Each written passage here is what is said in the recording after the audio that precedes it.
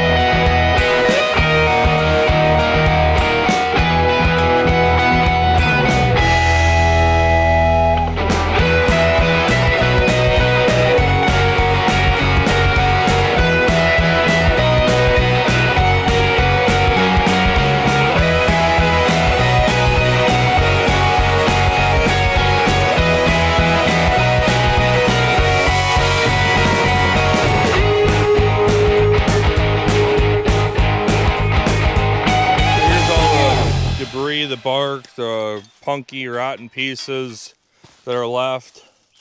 Here's where one stump was, going up there. And then we got a couple pieces of hickory to pick up, and then some pieces of oak here that didn't get cut the other week.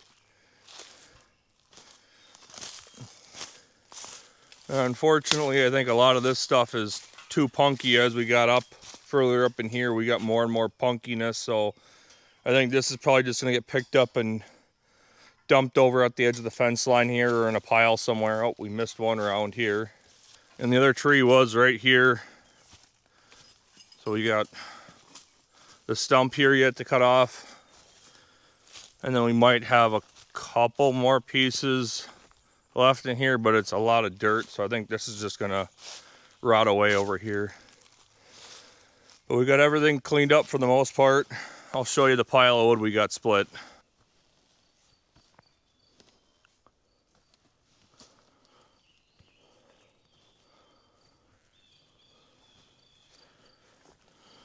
There you go, 3 trees dropped down last weekend. This weekend brought the brute force semi-pro out in the woods there and split them all up. That first tree wasn't very big. It didn't have a whole lot of branches, and the diameter wasn't really huge, but that was about half a face cord. And that second tree was at least a face cord and a half, because it filled up the first rack, the second rack, and then we started in that third tree. So got a full cord of oak here. It'll definitely be ready for the 2027-28 heating season, that's for sure. I'm glad to at least getting a start on some of these dead oaks here at the property, and it's all free wood, so I'm not paying anything for it, so it's even just more money in my pocket, which is a good thing. So almost 400 bucks this weekend in wood, but it's gonna take probably a year to dry. And that's if I don't raise my prices for that season too yet. We'll see what the market does. We're gonna get things picked up here and get ready to head on home. Firewood fella, logging off.